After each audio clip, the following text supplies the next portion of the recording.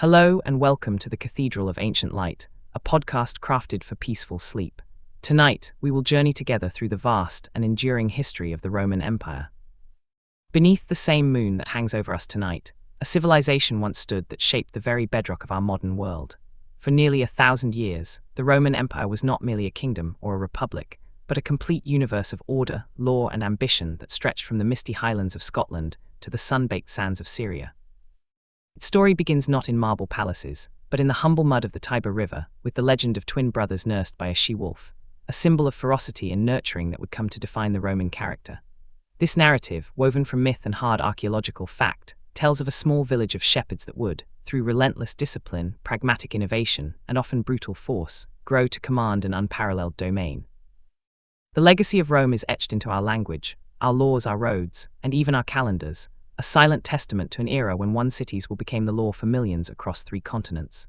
To trace the history of Rome is to trace the architectural blueprint of Western civilization itself, to understand how concepts of citizenship, engineering, and empire were forged in the crucible of the ancient Mediterranean.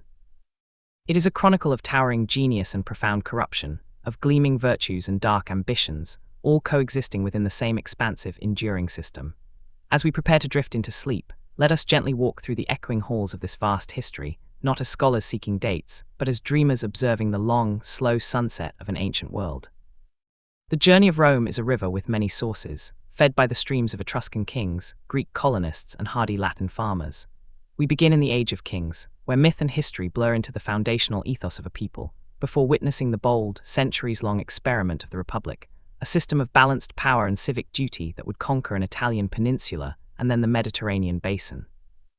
We will stand with the legionaries at the empire's distant frontiers, where the order of Rome met the vast unknown, and listen to the quiet whispers of daily life in a Roman home, where household gods watched over the family hearth. The narrative arc leads us through the violent, necessary birth of the imperial system under Augustus, which ushered in the golden peace of the Pax Romana, an era of stability that allowed art, architecture, and literature to flourish. Yet we will also see the cracks that formed in that golden veneer, the political revolutions and economic pressures that would slowly transform the mighty empire from within.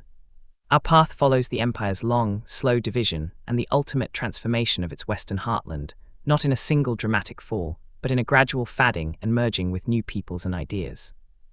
Finally, we will see how the dream of Rome refused to die, transmuting into the spiritual empire of the Church, the revived empires of the Middle Ages, and the foundational concepts of our own time.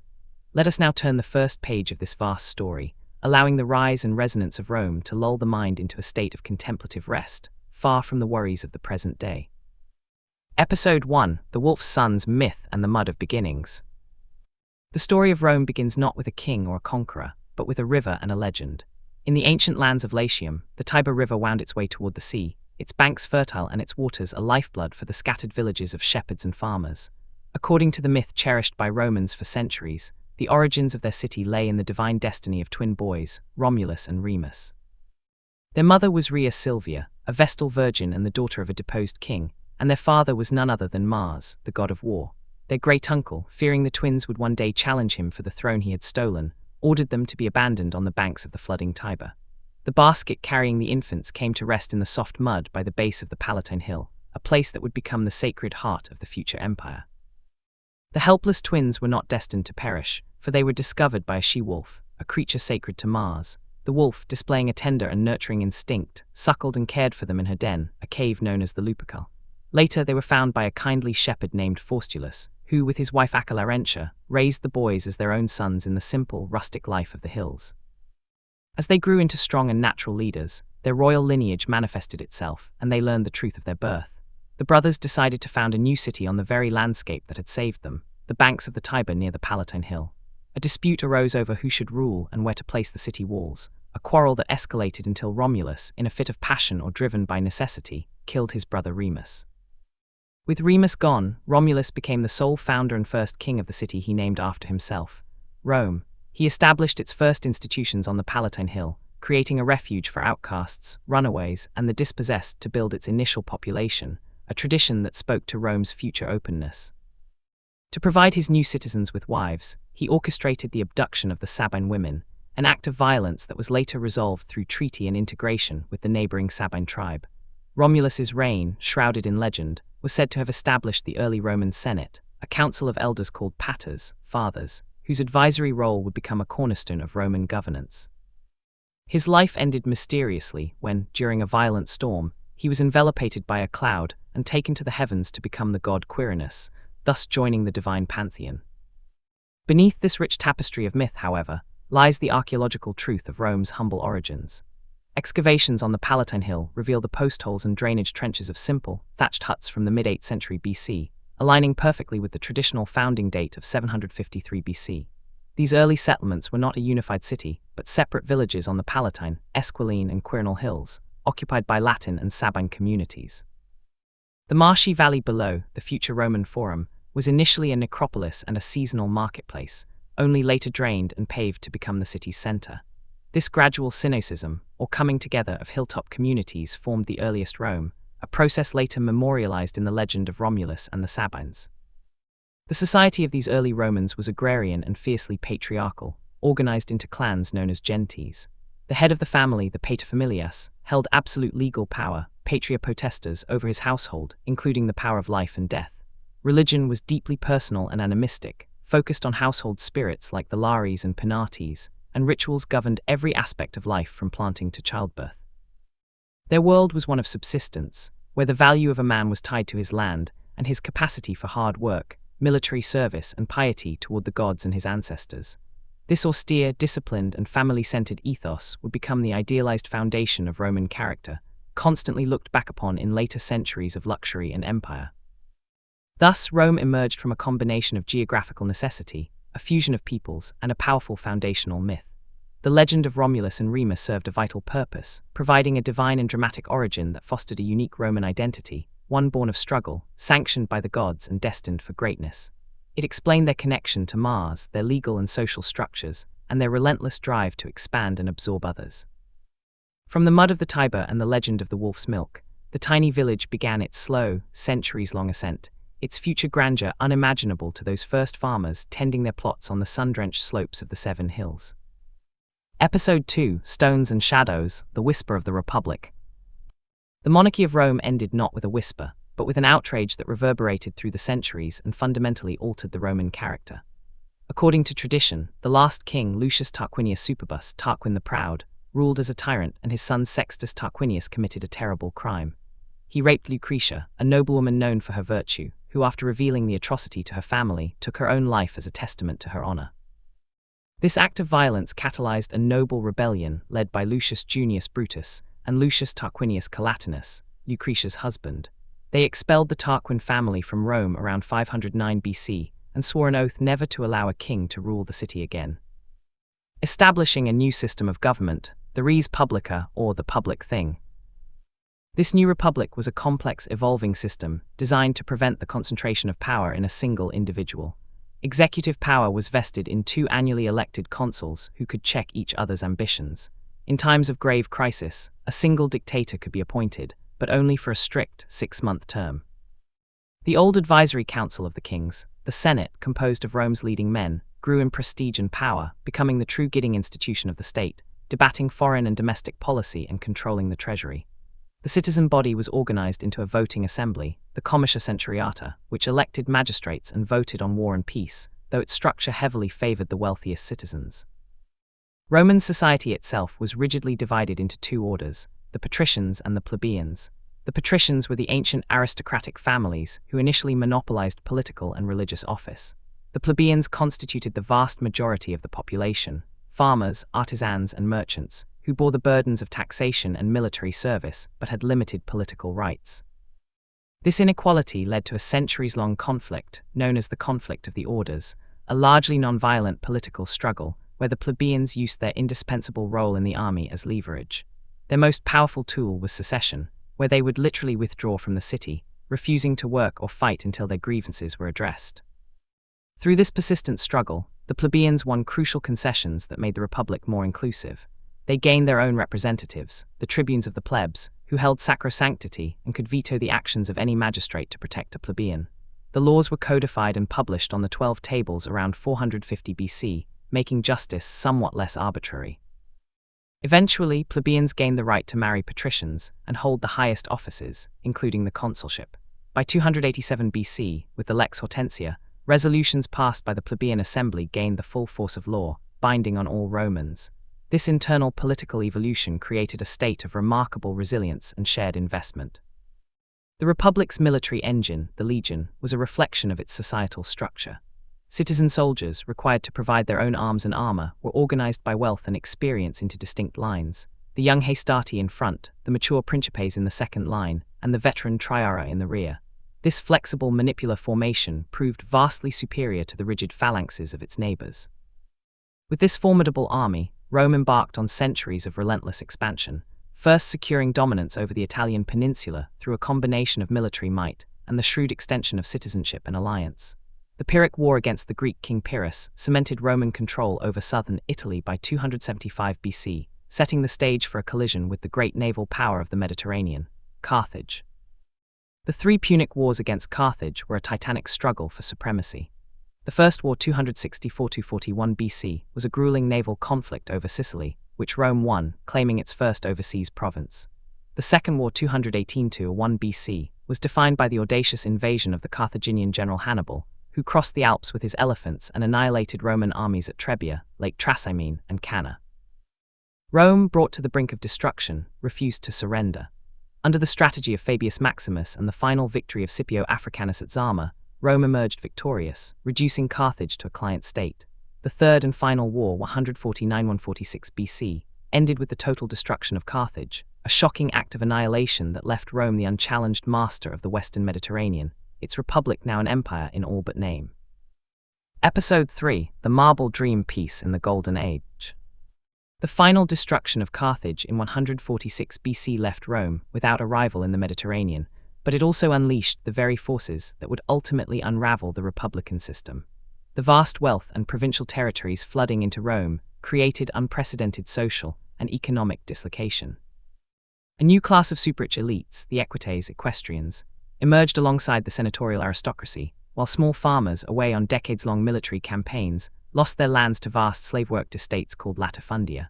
This growing inequality, coupled with a slave revolt led by Spartacus and the ambition of populist generals who commanded the personal loyalty of their troops, pushed the Republic into a century of political violence and civil wars.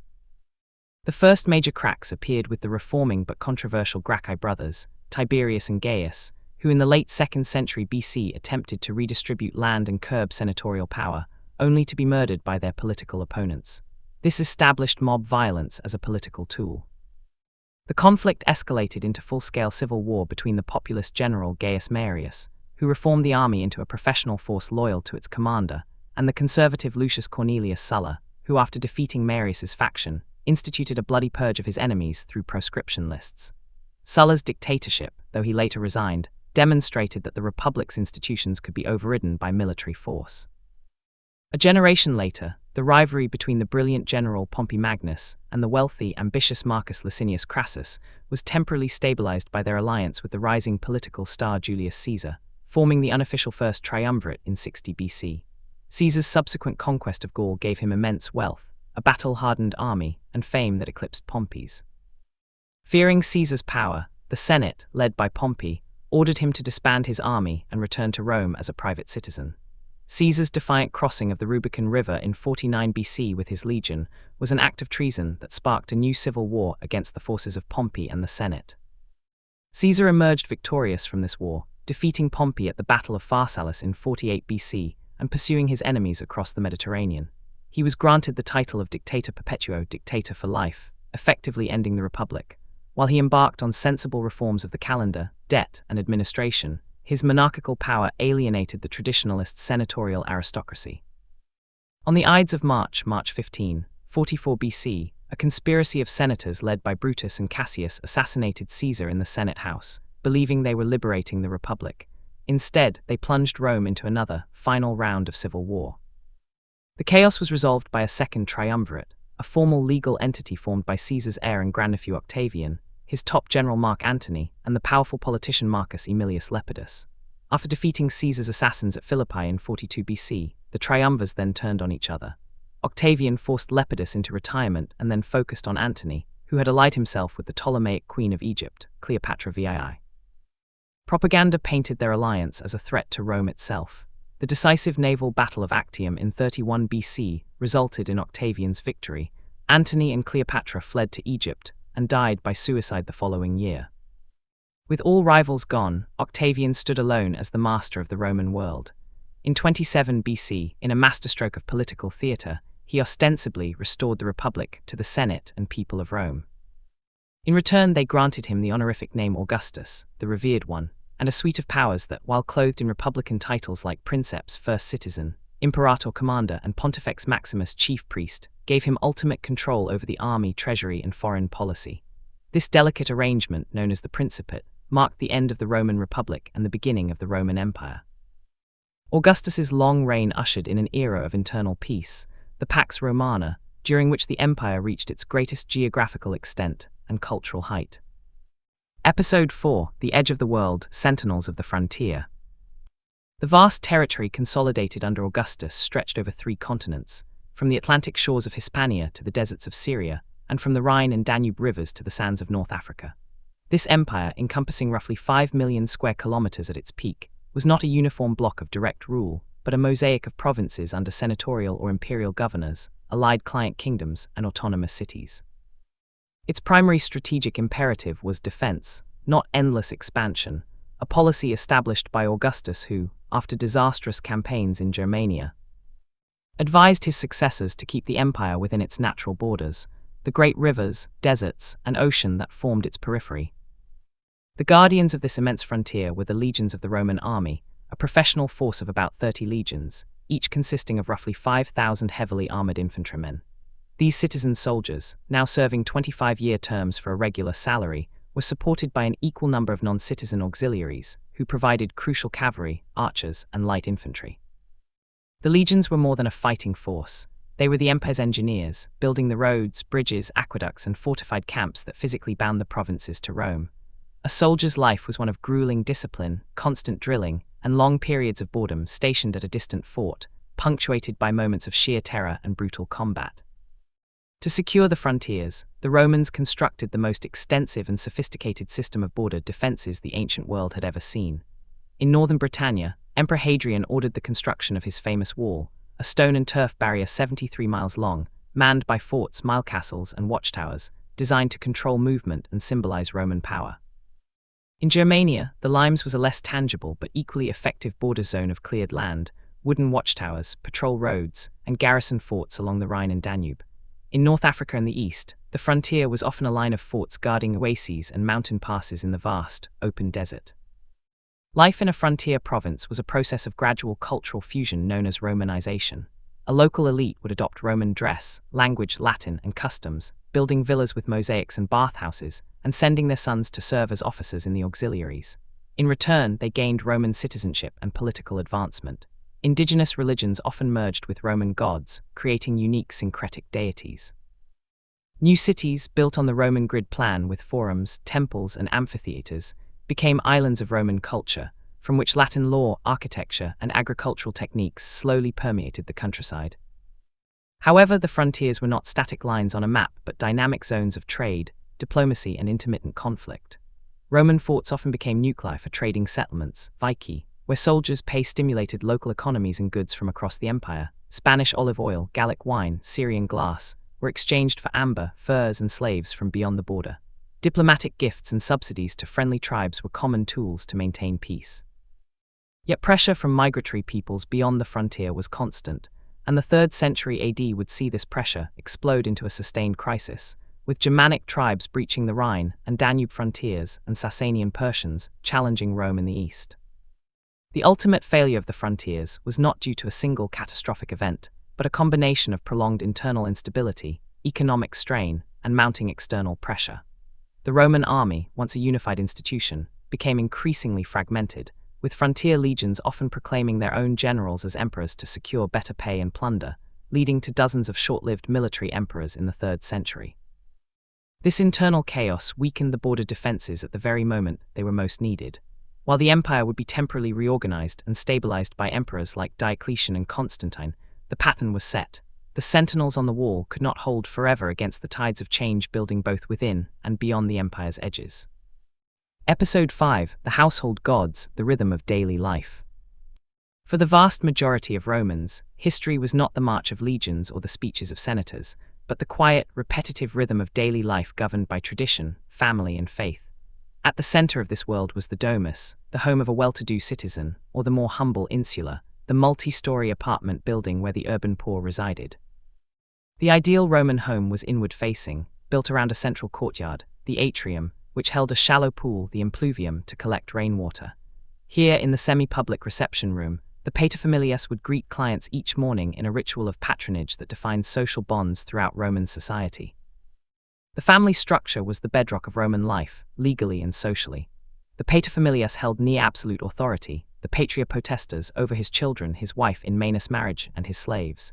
He arranged marriages for political or economic alliance, decided matters of life and death, and was responsible for the family's religious rites.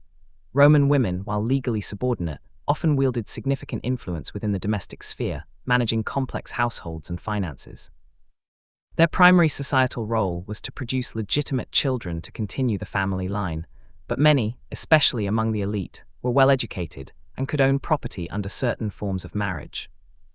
Religion permeated every moment of the Roman day, from the grand state cults to the intimate household rituals.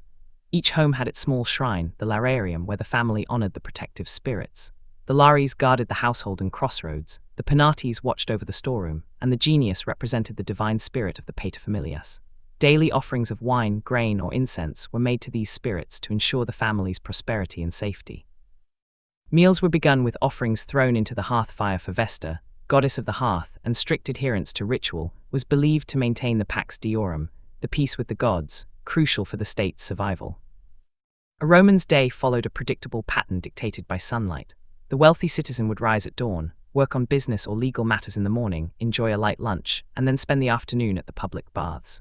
The thermae were not just for hygiene but vast social complexes for exercise, conversation, and business, embodying the Roman ideal of communal public life. The main meal, cena, was eaten in the late afternoon or evening. For the poor, life was a constant struggle for the annona, the state-subsidized grain dole, and their day was consumed by manual labor as artisans, laborers, or shopkeepers in the bustling, noisy streets. Education was a privilege largely determined by social class. Young children, both boys and girls, were taught reading, writing, and basic arithmetic at home, often by an educated slave, the pedagogus. From about age 7, boys from wealthy families would progress to a school run by a literator, and then a grammaticus to study Greek and Latin literature, rhetoric, and philosophy, with the goal of preparing for a public career. For most, however, formal education ended early, and boys would learn a trade through apprenticeship. Higher education in rhetoric, essential for law and politics, was provided by renowned orators, and the most privileged might complete their studies in the great philosophical schools of Athens or Rhodes. The concept of leisure, otium, was highly valued, but it was an active leisure spent in socially approved pursuits. This included attending the great public spectacles, the chariot races in the Circus Maximus, which could hold over 150,000 spectators and generated fierce factional loyalty among fans of the different racing teams, the blues, greens, reds, and whites, and the gladiatorial games in the amphitheater. These violent games, originating as funeral rites, became state-sponsored displays of imperial power, where the discipline of the gladiator and the mercy of the emperor were put on public view. For quieter pursuits, Romans might read literature, write poetry, engage in philosophical discussion, or simply stroll in the porticos of the public gardens, enjoying the order and civilization their empire had built. Episode 6: The Long Transformation from Empire to Idea. The Roman Empire did not fall in a single catastrophic event, but underwent a long, complex transformation over centuries. The crisis of the 3rd century AD was a pivotal turning point, a 50-year period of military anarchy where legions repeatedly proclaimed their generals as emperors, leading to over 24 claimants. Simultaneously, the frontiers buckled under sustained invasion by Germanic tribes like the Goths and Franks and a resurgent Persian Empire. The empire seemed on the verge of total collapse until the tough, soldier emperor Diocletian seized power in 284 AD and implemented a radical reorganization to save the state. Diocletian's solution was the tetrarchy, or rule of 4. He divided the empire into eastern and western halves, each ruled by a senior Augustus and a junior Caesar. This system aimed to provide clearer defense and orderly succession.